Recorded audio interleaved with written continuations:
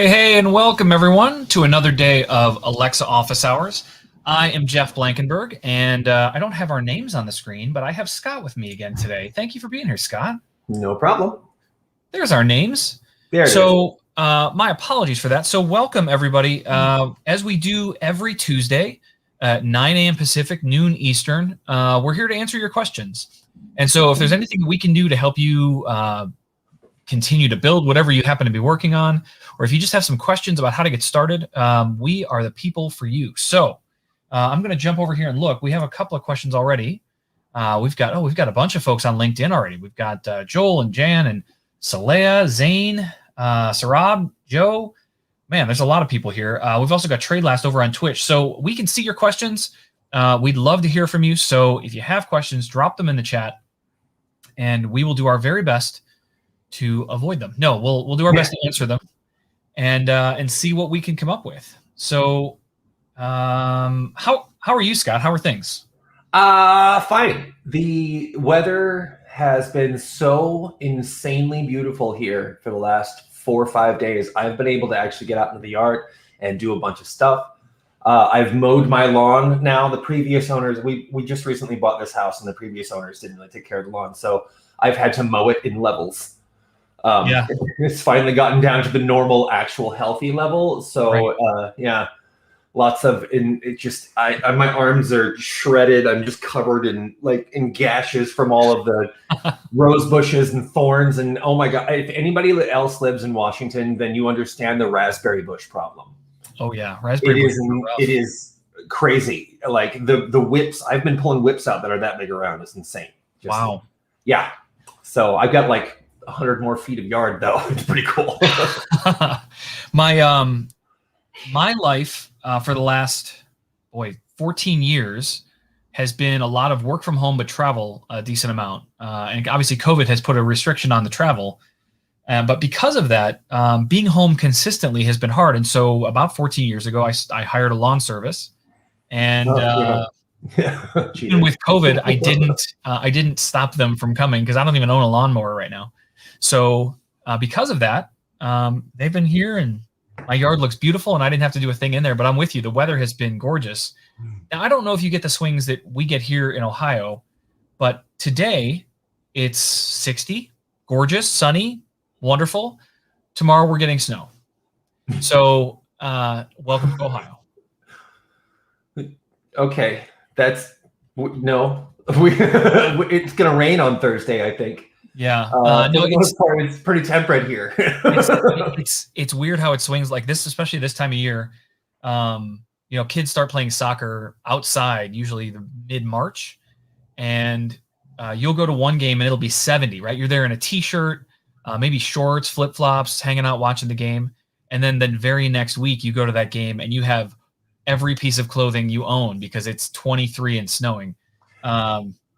Big swings. But then it's pretty typical to see people walking around in a hoodie and a t-shirt and long shorts and flip-flops. Like that's pretty typical in Seattle. It's not a style choice. It is a heating choice because you want to stay warm, but if you put on too much stuff, you will get too hot. And so you got to wear shorts and the flip-flops with the giant, burly hoodie, and It's crazy. All right, we've got our first question. So this comes from Joe Paulo Alcaraz from LinkedIn. He said he's very stunned to see the preview for APL in mobile devices in the Alexa Developer Console. It seems like something interesting is on its way. How do you think this will change the game for skills aimed at the mobile phone experience? I don't know that I have a lot of speculation or opinions about what the future of mobile gaming will look like. But I will say that I am excited to see, I know this is a request that has been coming from developers for years, is can we please support APL in the mobile app?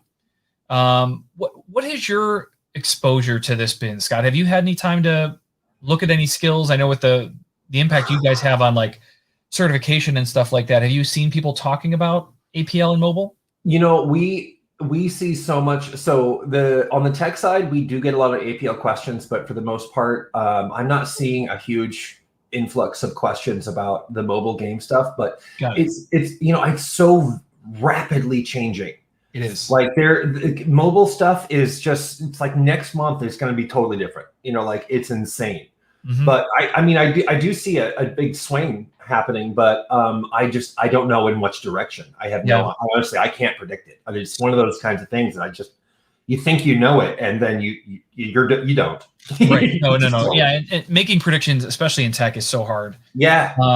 What I will say is that I think the roadmap Amazon has had always is that if you think about the Star Trek computer, right? This is the thing that people have used as the example at Amazon since the beginning. Mm-hmm.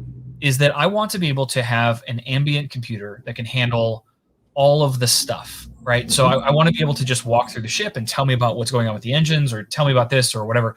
What's our heading, captain's log, all that kind of stuff. Mm-hmm. But it's not as if the Star Trek Enterprise didn't also have touch screens and interfaces that showed them visual information. And I think that that's always been kind of the plan, is that I can also see a lot of this visual information on whatever displays I have available to me as well. But being able to just talk and communicate in natural language is easiest, especially when I'm not near one of my displays. Mm-hmm. So when I think about the idea of APL on mobile specifically, I think that this is just taking that to the next step, right? It's the next phase of all of this, which is that initially we had devices that were voice only. Then we started rolling out devices like these that have screens on them. And now we're taking the screen that everybody carries in their pocket and just making that capability available there. So I think this is just a natural evolution. As far as what we're going to do or how that's going to work, or what kind of impact that'll have on the industry, I think those are really hard questions to answer. But the idea that we can now take our APL experiences and push them to mobile, I think, is really exciting. I mean, honestly, tech is driven so hard by the hardware. I can do this all day. I mean, you mentioned Star Trek Enterprise, so I'm like, okay, I got 30 things to say right now. Right. I mean, the swing of the actual technology. Everybody is probably aware that right now we're kind of at this weird peak when it comes to processing power. NVIDIA, like all of the different companies, all the processor chip makers are all having this. Well, we have a tremendous shortage right now, which is just, that was unforeseeable. Who saw that coming? Right. But then also, like, we've also kind of hit a upper level of what we can do with silicon. So there's kind of, I mean, with graphene coming out, there's a huge difference in change, and I feel like the software application to that is going to drastically change once we start seeing some of this new hardware come out. And I don't know. I feel like it's good to have all this code. Honestly, it's like having an entire encyclopedia of everything that you need to know, and then you get a new place to put it, and it becomes much easier to manage. I don't know. Yeah. I love looking into. I'm a futurist, so I love looking into the futurist stuff, and I will talk about this for an hour and a half. We're going to dig into that because depending on how this session goes, I may just do this live on stream. We'll see. But it's about NFTs. I don't know where you're at on the NFT spectrum. I have actively, well, $69 million worth. I'll tell you that much. Right. I have actively avoided the NFT and crypto stuff pretty specifically. Whether or not I miss out on Bitcoin or Dogecoin or whatever other thing is happening these days, that's fine. I'm doing fine. I'm making my way towards retirement or whatever. I've never been a get rich quick guy. But the problem I have is I'm being torn now. I am also an avid baseball card collector. And today at 1:00, the moment this session ends, Topps is releasing their very first NFT-based baseball card set. Are you kidding me? Like, why are you doing this to me? So now I'm going to have to figure out. This is how it's going to be. I already have a wallet set up now. I'm ready to go. I've got my credit card stuff in there. We're going to buy some and just see how it goes. Yeah. But I mean, anything we place value on, I mean, plus it's also a lot more. Wow. I have to go and read more about this now. But they're I mean, it's limited from what I can tell. I think they're selling 50,000 packs of cards and 25,000 premium packs. An individual pack, those 50,000 each have 5 cards in them, I think. Yeah. Percentage odds of what you could potentially get. And then there are premium packs, which include 45 cards, and the odds for like getting the rare exclusive ones are way better. The difference is that individual pack costs $5 and that premium pack costs $100. Oh God. Okay. Wow. That's and I'm thinking all of the Magic the Gathering stuff is starting to throw into my brain. Yep. Like they're doing it exactly the same way, right? You've got legendary and epic and rare and all that stuff. Yeah. So it's going to be interesting. Anyway, I want to make sure I touch on this because my my questions are going away. Prakash asked a question, and let's see, Sarav asked a question. And so both of these I don't have answers for, but I want to be really clear and make sure people understand how office hours works and what we can and can't do. So Sarav asked the question, when is Alexa for Business launching in India? When do we expect that? And my answer to that is I have no idea. But no one that does know would be able to share that with you either. The same goes for Prakash's question, which is when will Alexa for Hospitality launch in Europe? Any kind of questions that you guys come to us with that involve roadmap or future, or when will this feature be available, especially in my locale, you're going to find that we just don't have any answers for you. We're not allowed to talk about any of that stuff. I can talk about 5 years from now, 10 years from now. What do I think it's going to be? I'll share my opinion on that stuff all day. But as far as what's going to be released this summer or what's going on that way, those are the things to me that we just can't touch on. So I wish I had answers for you on those. So here we've got another question coming in too, and then we'll get back into baseball cards and NFTs when we've got some time. Yeah, see, Booma1. Yeah, that's honestly, like, I feel the same way. Like if you can't open that's why I can't get into Magic. It's because if you open the package, you lose the mysticism of it, and I'm just like, okay, well, I want to use them. So, yep. Habuma, I'm the same way. I have my collection now is close to 30,000 individual cards, individual like cardboard baseball cards. So I'm with you. I like holding them and protecting them and putting them in cases and looking at them and whatever. But this NFT thing seems like it could be interesting. There was another question that came in for a little earlier from Bruce Neffler. He just said, brief description of the certification process, key points to meet. So maybe, do you want to just give you like a quick 2-minute overview of what the certification process looks like? Sure. So essentially what they're what they're looking for are kind of a really good way to show they're looking for a really good user experience. So the first and foremost thing that they're going to look for are making sure you have, like, your skill is grammatically correct. Believe it or not, it's like they don't want stutter start sentences. They don't want anything that is that requires the user to have to kind of go in their head and think about what they meant to say, and then and then move forward. It's got to be a very clean user experience. That's really one of the biggest ones that they're looking for. Making sure everything works, obviously. Like if it doesn't, if you get to the end of an intent, or if you get to the end of a chain of commands and it just takes you back without telling you what's going on or anything like that, then there's going to be a user interface. For the most part, what they're looking for is a really clean user experience. Alexa doesn't really allow for too much bad code. So like you don't hear the processing.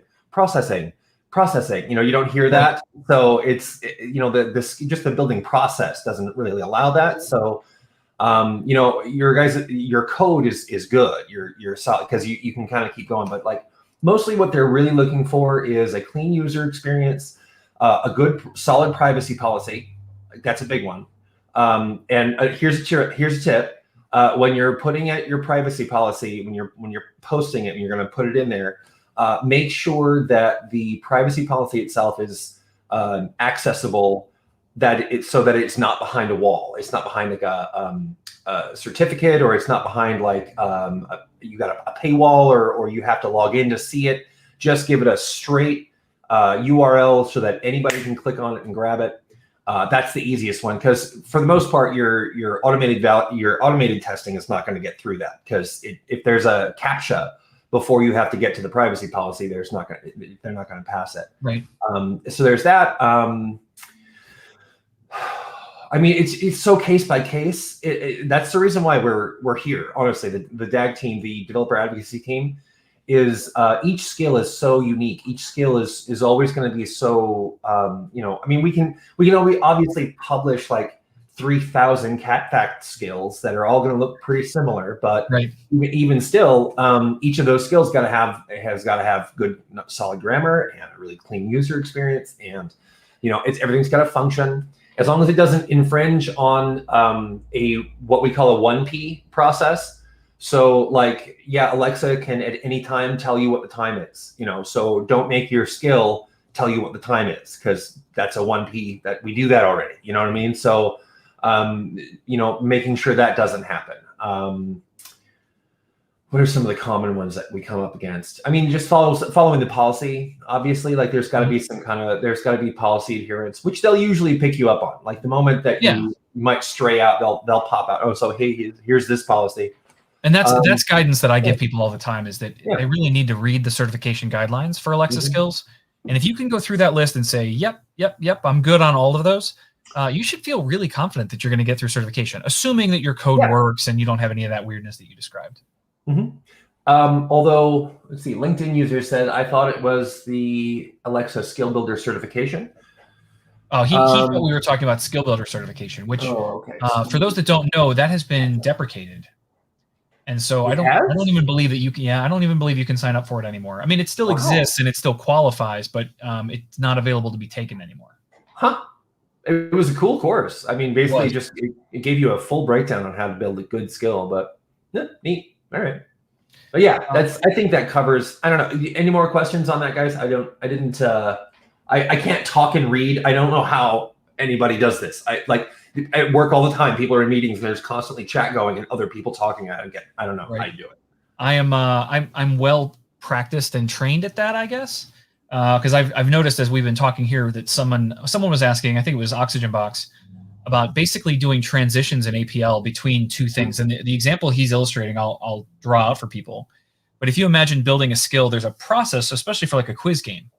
Alexa asks you a question, you respond. And then up on the screen, they want to put like, hey, congratulations, you got that one right. And here's the number of points you got or whatever. But there's no event, there's no speaking again that happens before we want to ask the user the next question. And so you need that transition to go from congratulations, you got this one right to the next one. And what the recommendations were in the chat, which is what I would recommend, is looking at using an APL pager, which is a way to indicate that I have multiple pages of content that I want to provide. This is page 1, this is page 2, a transition time, and it'll move you from page 1 to page 2 as you go through that process, which means you can do exactly that kind of process where you show that for a few seconds, then you flip over and you say, okay, here's question 3, and you take them through the process again. So yeah, that's a really good question, Oxygen Box, and a pager is definitely the place to look for that. Trey Last asked, where is the LinkedIn stream? Is there a link to it? Let's see if I can find that. LinkedIn. I believe you can just search for Alexa developers, but I'm gonna see if I can find that. Alexa developers. Amazon Alexa developers. And of course, it's taking me to a URL that I can't give to all of you. How do I copy link? And I think that I can do this. The long gross link. Hopefully you guys can click on this. But if you're interested in heading over to the LinkedIn stream, I just provided that link to the YouTube folks and the Twitch folks and the Facebook folks. Cool. Okay. So I recommend, if you guys aren't following us on LinkedIn, we're doing a lot of cool stuff over there now. So make sure you check that out. Give us a follow, whatever. Another thing that I want to mention for questions like the one Oxygen Box just asked is there is also an awesome Slack that you guys can be participating in. And if you have these kinds of questions, there's a huge number of people there that can answer a lot of them for you. And so if you go to alexa.design/Slack, that is a place that you can go to get a lot of these kinds of questions asked, not only of the community, but of Amazonians that are there as well. There's lots of us there from the product teams and from evangelism and all sorts of things that are there to help you navigate your questions. So it's kind of like 24/7 office hours, except that you have the entire developer community there helping you in addition to a bunch of folks from Amazon. So if you're not already a member of the Slack channel, make sure you get over there, because it's there's 700 something people in there already, and it continues to grow. All right, back to the questions. Vanessa Fitzgerald said, is this for positions on the Amazon Alexa team or for business integration? So Vanessa, what we're doing right here, these office hours, this is specifically for people, anyone that is thinking about building stuff for Alexa. So maybe they're building a device, or maybe they're thinking about building software like a skill for Alexa, or maybe they just want to know how they can set up multi-room music. I'm happy to answer those questions too. But that being said, you kind of gave me an opportunity to talk about this, so I will. There are a huge number of opportunities on the Amazon Alexa team at Amazon, and Amazon Alexa team at Amazon. That's kind of redundant. But if you go to Amazon.jobs, URL. This is the English version, but there are positions all over the world. I will add that to the chat as well. And that as a referral. Yeah. I wish I could just provide a link and get a referral. That would be great. That would be nice. But if you have any questions about any of the roles, feel free to reach out to me. I am at Jeff Blankenburg literally everywhere. But if you guys are interested in finding roles at Amazon, even if they're not Alexa related, that's the website for you. And there's I mean, I can't even tell you. Let's go look. If I go to Amazon.jobs, and I'm just going to type in the word Alexa, bring this. There are currently 2,896 roles available with the word Alexa involved. So there's marketing managers, solution architects, product marketing, like you name it, man. If you're a lawyer, we got lawyer jobs. Like there's all sorts of amazing stuff in there. So I would highly recommend checking that stuff out. And you've caught Amazon at quite possibly the best possible time if you want to talk to them about remote work, if you don't happen to live in one of those specific roles. I would, so W. Giorgio, I do not want to give you specific guidance that a role is, that all jobs could potentially be remote. I think as we start to come back to the real world through this pandemic, I think that there will be many roles that are in the office only, and you're going to have to be in a city that you can work from, right, in one of our offices. Seattle is obviously core to that, but with the new offices opening in the DC area, that will help. But there are offices other places as well all over the world. So I would recommend checking a lot of those. But there's, I'm not kidding, there's lots and lots of opportunity at Alexa. So make sure you check those things out. Yeah, the remote work situation is kind of up in the air at this time. We know that we're moving back to an office-centric culture, that they've stated that publicly. We don't really know about like the team-by-team stuff, though. So right. I know that there's a distinct possibility. I'm not sure. We don't know. Right. And for the right people, I know they'll make exceptions because I am one. My entire team works in an office, but somehow over the last almost 5 years, I have been able to work from my home. So it's the background. It's like if they look at your background there and they're just like, well, that guy has to work from home. Right. They can't afford to move all of this stuff. That's all. Not have him showing that background off. Right. So, and then Bruce Deffler also wants to know about certification. Does that also apply to a new hardware piece, a device? No, there is a separate certification process that you have to go through for that. The hardware testing certification process revolves around actually like getting your device into a testing lab. It's a much more robust process, but there is a certification process that is well documented online that we can point you to as well. If you're talking about ABS stuff, there's so some of the hobbyist stuff has been they've changed around the process a bit for the ABS stuff. It used to be that you could get any ABS device and just grab like a Spotify or a TuneIn, and just throw it in there and make it like you could make your cat carrier play music.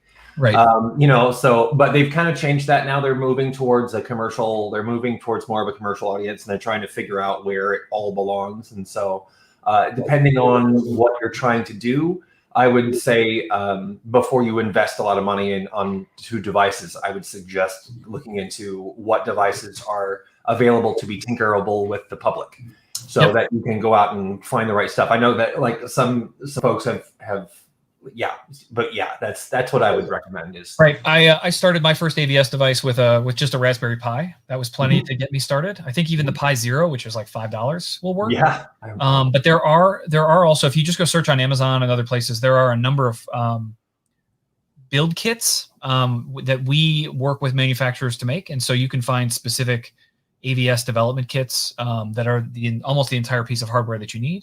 So those are something to check out as well. Jennifer asked, what is the name of the Slack community? So in order to get in automatically without having to wait for an invitation or anything like that, I would recommend just going to the URL that's in the browser or in the video right now. Type that into your browser and you're off and running. That website will take you to a place that automatically gives you an invitation that allows you to join. If you go searching for the Slack community, then you will have to request an invitation. I'll get a notification in my inbox, which I will never remember to follow up on. So like go to the URL. It's a much, much easier process for you. And it'll get you right in. You don't know waiting. And I think it should still be working. We have to update that link every 30 days. And today happens to be the day that we need to update it. But I think we still have like a 2-day window. So I think the URL should still all work just fine. Yeah, there's also a Tech Talk this Thursday. This is a good point, Trade Last. There's a Tech Talk this Thursday, which was this is his message that he posted. You guys can find this if you're on the Twitch chat. But we have a Tech Talk, and this Tech Talk is all about this exact process, this device certification. So very, very worthwhile to check out. And you can find it at I don't know a good way to get you there. Build.Amazon Alexa. Oh. Build.AmazonAlexaDev.com. Getting close if I type that in. That redirects me. Oh, no, it doesn't. Okay. Go back. Take this. Okay. Now I have one. Now we're going to come to chat, and I'll drop this. So if you guys want to go to that Tech Talk session, this is the link for you. It's a lot of extra on there, but it'll get you to the right place.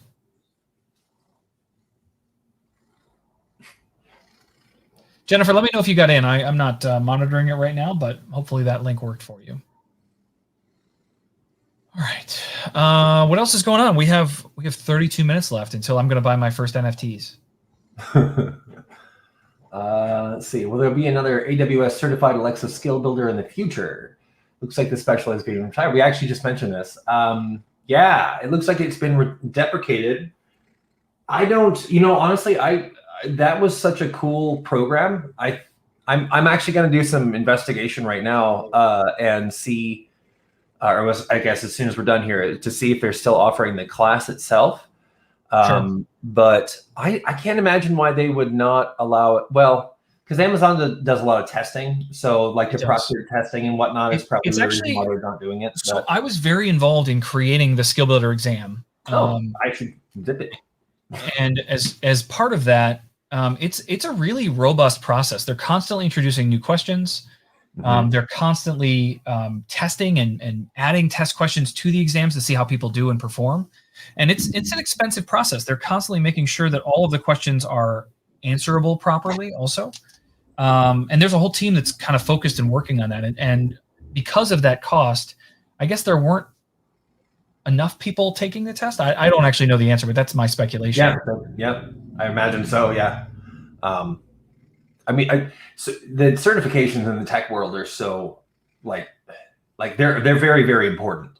If you can, obviously, like if you can get like an AWS concept certification, as well as like a solutions architect certification, and you run through the whole training and you get the whole, and you get it stamped on your LinkedIn there that's like a badge of honor. People like in the tech world, They love these things. So like, there's got to be a value. I feel like there's got to be a big draw to a certification for it to be successful in the tech industry. And so It's great for skill builders. It's great for us. But like a certification like AWS Concepts or like DevOps or something like that is a much larger, broader audience than just the skill builder stuff. So I imagine that probably played a part in it. But I don't know if there's going to be one in the future. I would hope so, but yeah, cool. I think as we continue, as all this stuff continues to grow, I mean, honestly, with the way that APL has grown just in scope, I could see there being just an APL standalone exam because there's so much to know inside there. Yeah. Deep learning in progress. Nice. Deep learning is wowzers. That's a big one, Vanessa. Holy heck. That's a big one.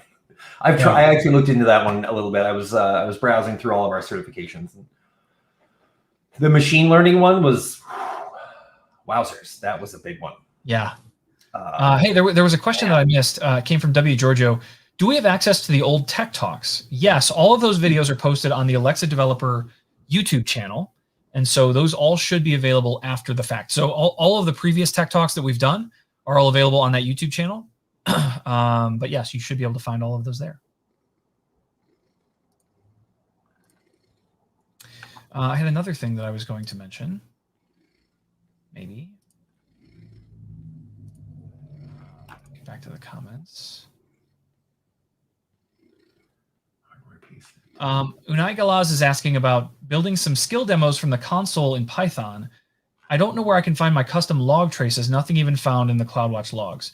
So Unai, there's a couple of things that I need to know here in order to effectively answer your question. The first is, are you using Alexa hosted skills or are you deploying this to your own Lambda function? It says you're doing this all from the console, but you could do either of those. And then once I know that answer, then I think we can come up with a better answer for you about where your logging lives. But yeah, we should be able to solve that for you.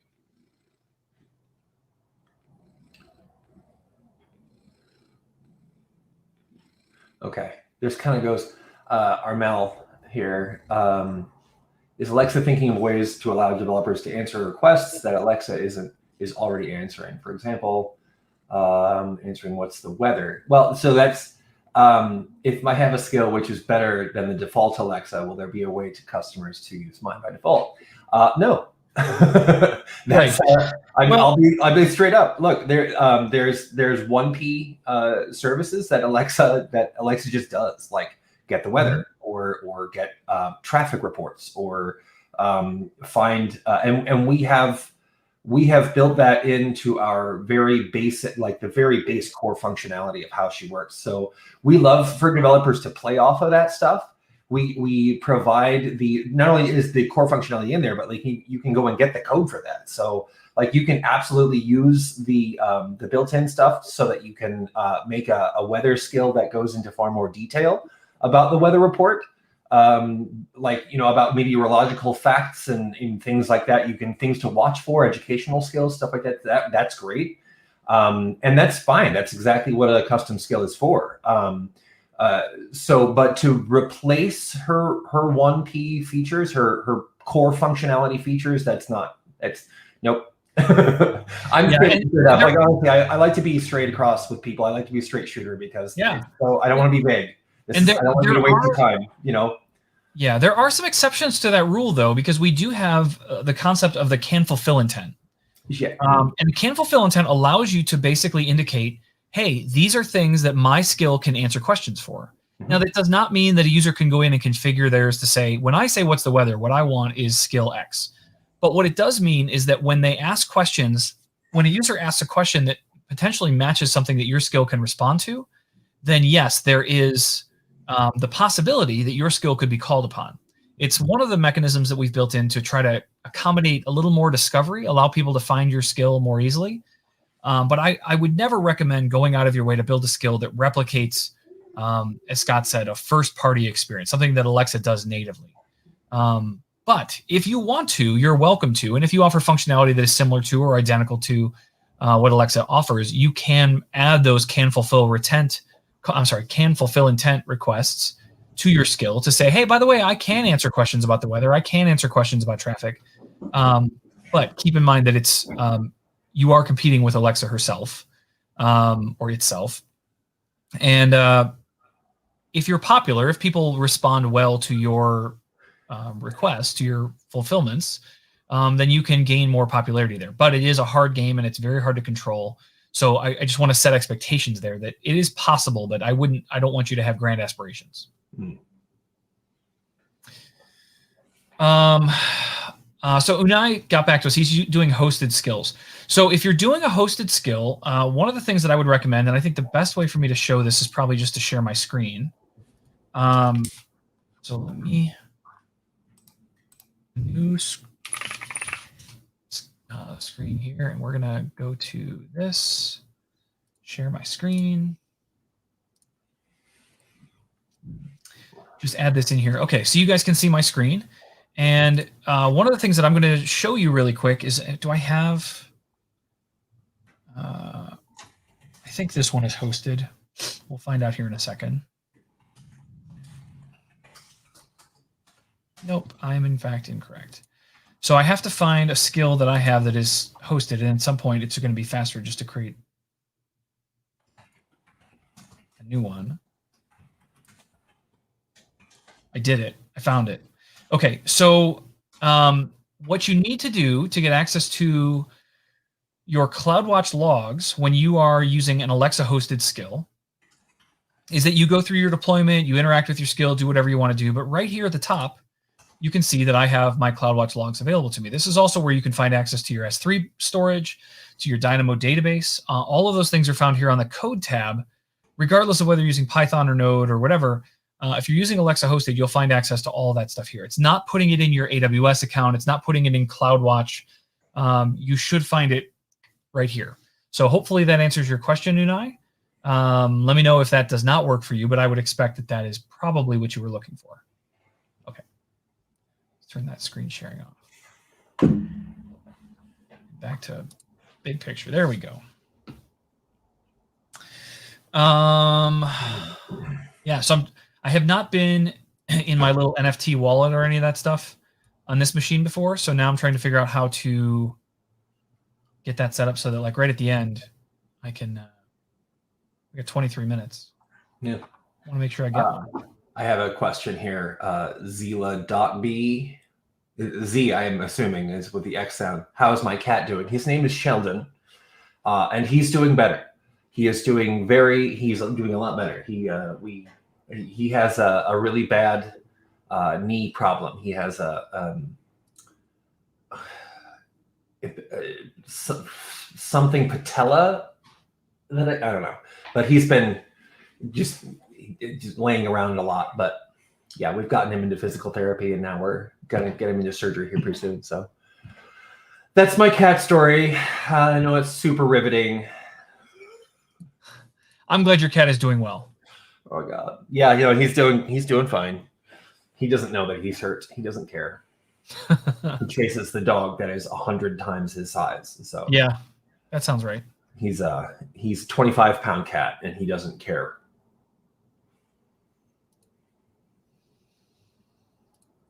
Okay.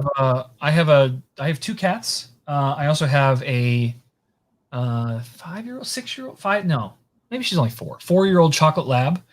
It was born blind. And so she is a delight, like sweetest dog I've ever had. But she has her share of challenges, which aren't what you'd expect. You think that she'd run into furniture or like have challenges navigating the house.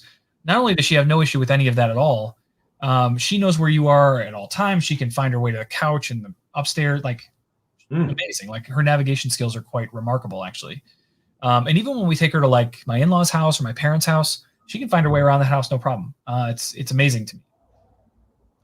But there are times where it's little stuff like, we have a coffee table. We'll move it around a little bit. And she'll make her navigation. She knows where that table is approximately, and she'll just bang her head on it once in a while. Or, God. A fun game is we'll take a couple of dog bones and just throw them, like slide them across the kitchen floor. And then she's got to like hunt and find them. But it's we throw tennis balls for her, but you put a bell inside of them. Oh, She can catch it in the air, man. I'm not kidding. God. It's That's crazy. That's amazing. That's incredible. I've literally watched. I saw a TED talk a long time ago about people who were born with blindness, and there was one guy that had figured out an echolocation system that he could use clicks that he would do with his mouth, that he would reverberate like flipping Daredevil, and he was teaching people how to do this, and it was really cool.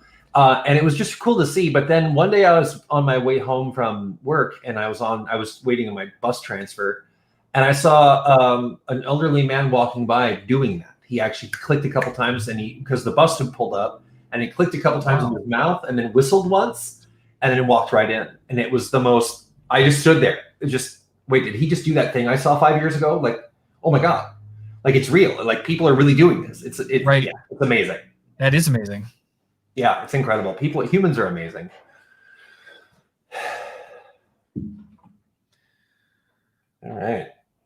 All right, folks. What else you got for me? Oh, I should also mention. Maybe I'll have to find a way to share some photos of this eventually.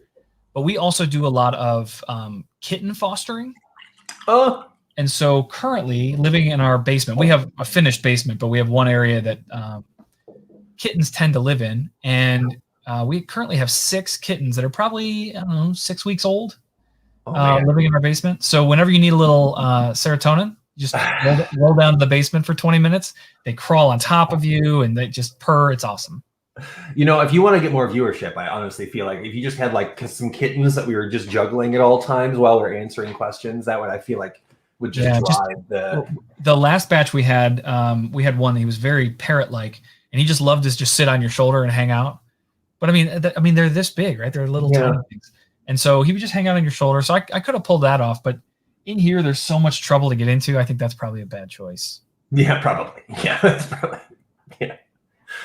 Yeah.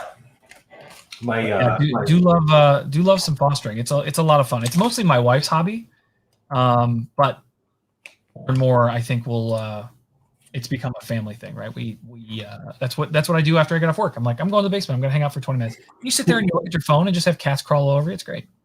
This is the idea behind cat cafes. We have a few of them here now. There's where you go and there's a small cafe to go get some coffee, and it's just swimming in cats.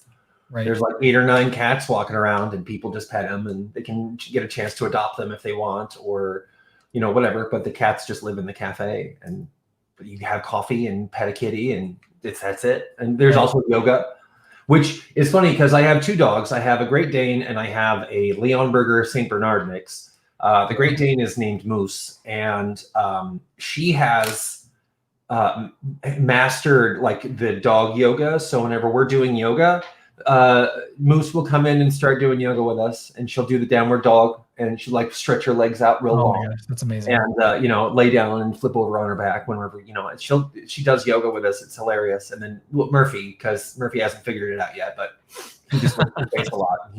He's 7 months old and he weighs 105 pounds, and he doesn't know that he's not this size anymore. Like, he doesn't understand that. Pretty slow right now. Login might be tricky. Oh man, NFTs. I'm not even. My brain is so.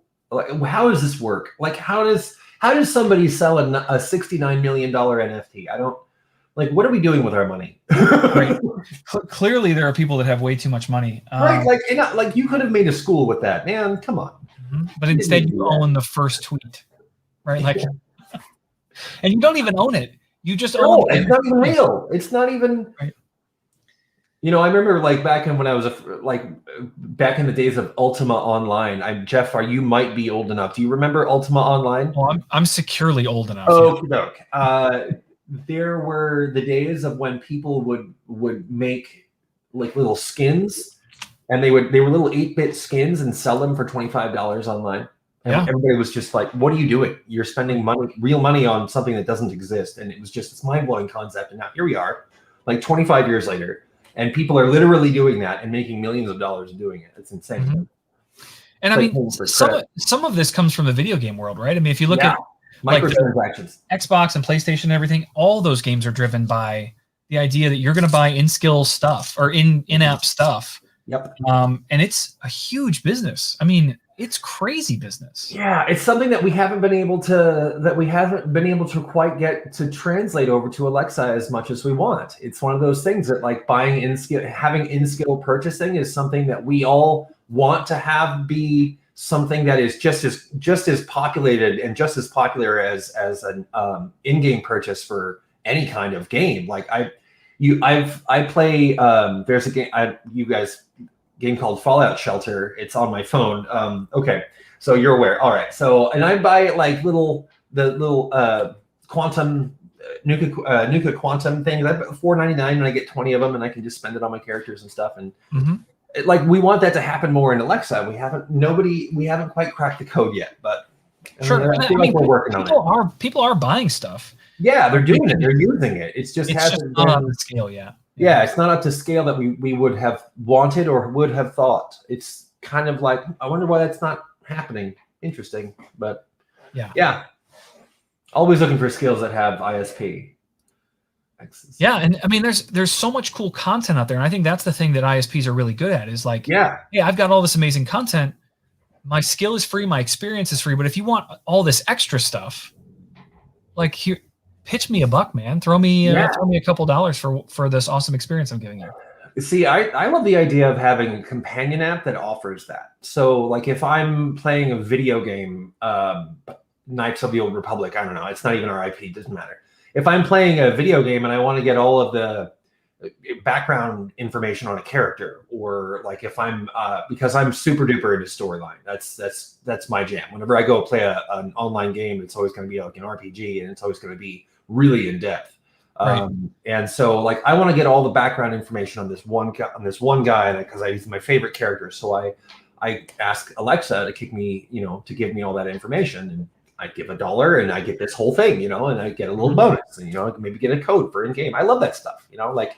I feel like it's very like we have an opportunity for a lot of products out there to release companion skills to go along with it. And I don't know if the idea hasn't caught on yet, or I mean, licensing is always a big headache, and there's always some kind of there's always some kind of stopgap with legal and policy and licensing and all this other stuff. But I don't know. I feel like there's a combination where that could work, and I feel like that's something that's an untapped market that hopefully our developers will go and get into. But yeah,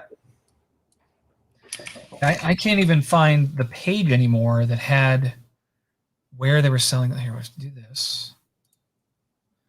I know you guys can't see my screen, but I'm trying to figure out. It seems like something is broken, but they had all this stuff was supposed to go on sale at 1 p.m. Eastern, 10 a.m. Eastern, 10 a.m. Pacific, and now there's nothing listed on the site except these marketplaces.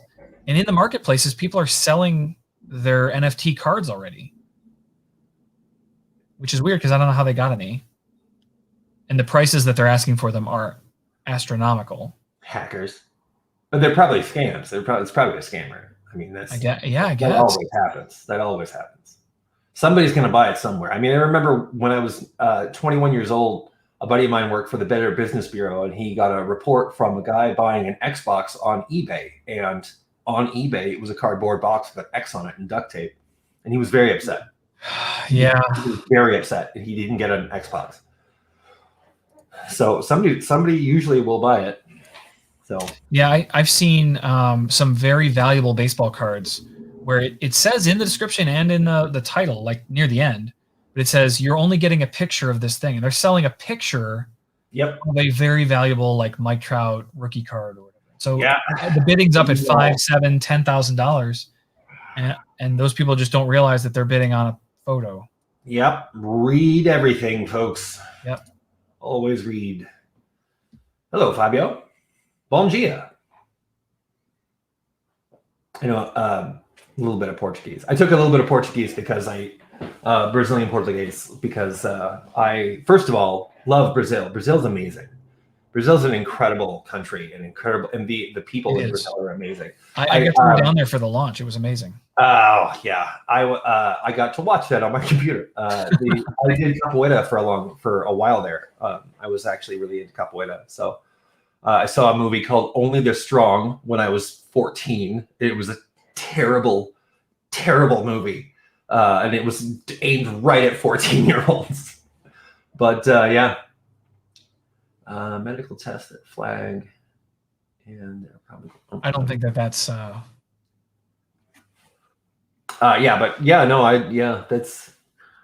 I am a medical cannabis patient, and I have a patent. My medical tests have been flagged.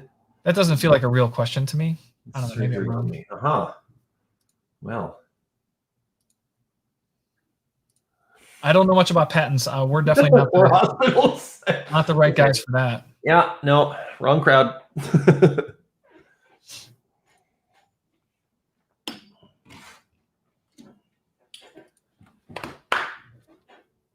Anyway, I am looking forward to maybe getting some of these packs. We'll see if I can actually ever pull that off. I wonder if Magic the Gathering is going to move into this. Of course, there's got to be, because there's a huge market for those cards. There's a third, not the black market, but the third party market, aftermarket. That's what it's called.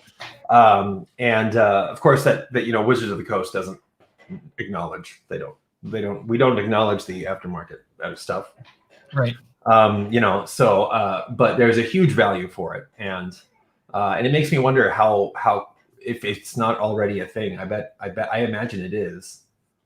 So yes, last week, Magic the Gathering announced that they're doing NFTs. Wow. Well, there you go.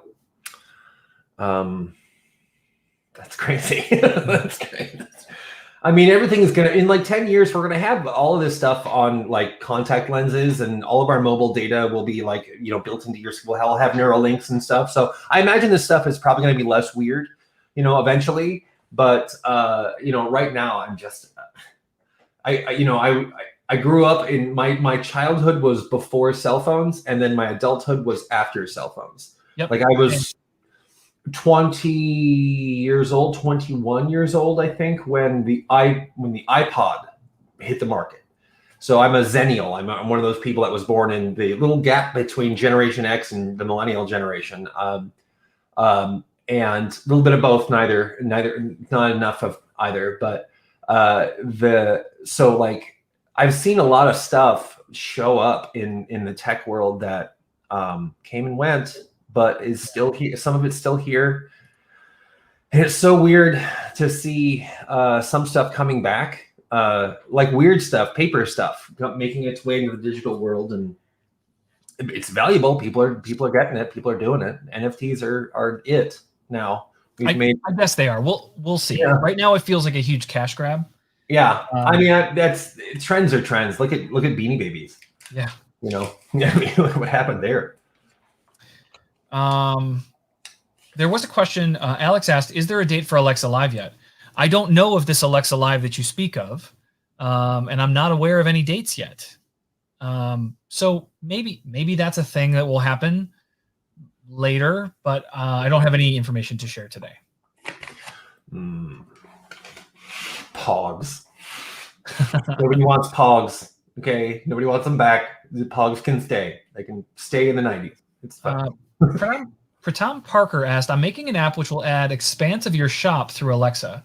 Is it possible?" I'm not sure I entirely understand if you're talking about expanding the offerings that Amazon has or what your shop means. But it is possible to sell things through Alexa.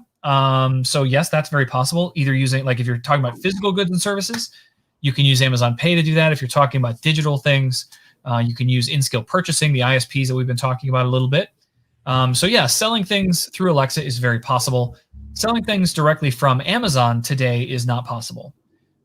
So that is the answer to your question, I think. We have 6 minutes left. None of these websites are working. I'm trying to just like have the buy button ready to go. They were here earlier and now they're gone. I don't know what happened to the page, but the technology gods are not smiling upon us today. No. And I just want to buy some digital baseball cards, please. Certification program. Are you talking, Fabio, are you asking about the certification, like skill certification? Or are you talking about getting certified to be a certified Alexa skill builder?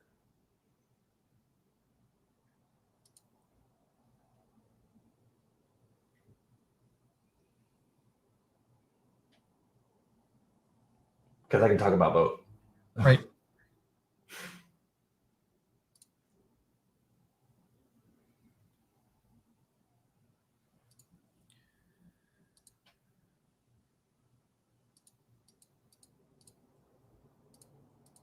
Builder. Okay. So that apparently the certification has been deprecated. Actually, Jeff can probably and there he went.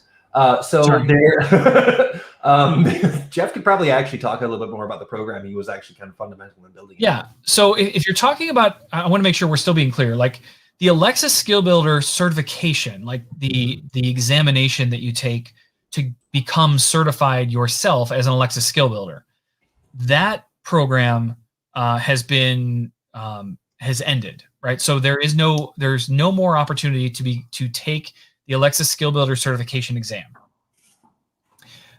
It's still not clear to me based on Fabio's responses whether he's talking about that exam or whether he's talking about certifying a skill. Yeah. But related to the exam, that has ended, so that is not available anymore. If you're talking about building a skill and you want to know what that certification process looks like, what we're talking about is looking at the Alexa certification guidelines, which you can find just with a quick Google search. And that will give you a line-by-line item that you can go through to look at what do I need to do in order for my skill to pass certification. And I would highly recommend reading that if you haven't had that chance yet. Two big things that I like to tell people when you're submitting your skill for the first time, and you want to make sure that you're passing certification. First of all, don't get upset if you don't pass certification. It's fine. Honestly, like a lot of people, like you should expect to pass certification your first time if you follow that guideline, those content guideline steps. That's fine. But if you don't, that's okay. Just reach out, ask us for help. They'll send you a feedback email saying, hey, this didn't work, or hey, that's not in policy, or I need you to fix this. But some of the biggest things that where we see people get kicked back on are the skill description itself is either not grammatically correct, because again, they're looking for a really good user experience. So they want to make sure that there aren't any, short or stutter stop sentences or stuff like that. So they want to make sure that the description of the skill is real good. And there's also the making sure the privacy policy works and is functioning and is available to anybody who it's a straight link that just works. There is and the testing instructions. So one of the biggest things that I like to tell people when they're writing in about how they'll write in and they'll say, hey, my skill got rejected and it's because they did it wrong or they didn't connect right or something. The testing instructions it's in the certification, like one of the last few pages on the console in the skill. That's the fastest and the easiest way to speak directly to the testers handling your case. So each and every one is handled by a human. And so if you speak to that human, if you want to speak to the person that is testing your case or testing your skill, use the testing instructions before you send them in. That way they'll be able to read everything, make sure everything is clear, make sure everything is concise and it's readable and it's easily followable step by step. I mean, basically to like break it down like you're talking to a fifth grader, and make it real easy so that they can kind of walk through, and then make sure that your skills description matches what is going on in the testing instructions. That is honestly, that's some of the biggest, those are a lot of the cases that we handle are just like, oh yeah, I can see where the problem went. You didn't put that in the testing instructions, so the tester didn't know or whatever, but that's stuff like that. That's kind of skill distribution. That's a good one. Yeah. All right. I think we're gonna have to wrap up for today. I'm not having any success even getting onto this website right now, so it must be popular. But Scott, thank you so much for joining me today, and thank you everyone for all of your fantastic questions. We will be back again next week, and hopefully we'll have more interesting stuff to talk about. So it's been great. We'll dig into NFTs next week, I guess. Okay. All right, man. Thank you so much. Everybody. Bye, everyone. Have a good day.